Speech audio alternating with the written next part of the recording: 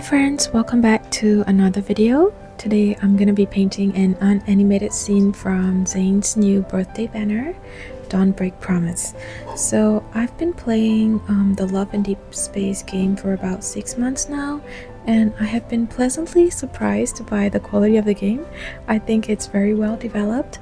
I love both the romance and the battle elements, and I do want to talk about the boys in turns, but I'm gonna start with Zayne first because his birthday is coming up and he is definitely my favorite and my main. This new banner, he came home fairly early, I would say. I started at about 54 pity and he came home in like 40 pulls for the new banner and 30 pulls for the rerun. So considering that he took me to like 118 pulls on the beach banner, this is pretty great.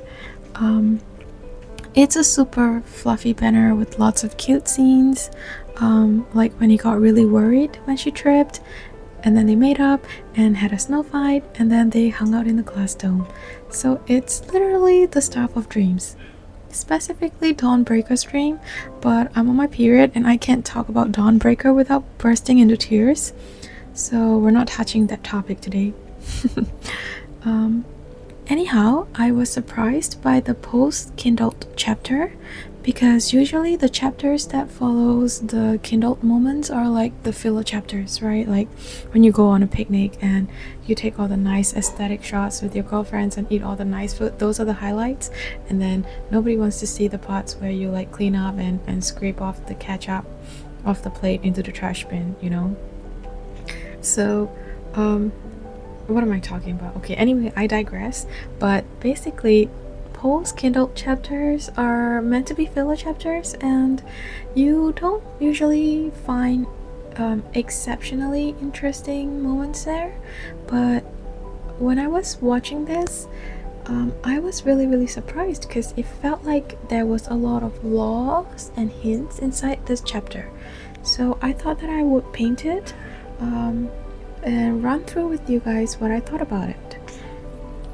So the key part of the chapter is called The Heart of the Arctic, which is a beautiful story in itself. Basically, the heart of the Arctic is a ship graveyard.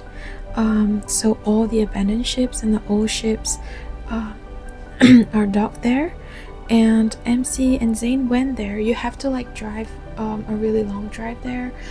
It's not accessible by train alone, so they rented a car and then they drove there and they saw a beautiful sunset. But what I really thought was interesting was that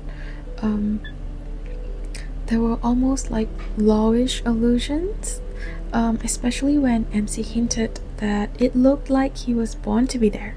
So they had this moment when they were just like standing and looking out at the Arctic, and they were both just like in awe of the scene before them, and MC said that he looked like he was born to be there and that he belongs to this tranquility and this solitude. So solitude is something that is often associated with Zayne. You know how in Foster he was locked up alone for centuries. He was very lonely until MC came along, and then in Dawnbreaker basically traversed through his timeline without any companions. So whenever he sees Zayne with MC in this timeline, he hungers for this companionship. So I feel like mentioning solitude was an important allusion to Zayne's character path. And also they mentioned that the heart of the Arctic is a heart that remembers. Now, out of all the boys, with the exception of Caleb, who we don't know much about his past lives except that he was also a subject in the facility with MC, other than him, Zayne is the only one who doesn't remember his past. If you think about it, Silas, Raphael, and Xavier all carries memories of their past lives.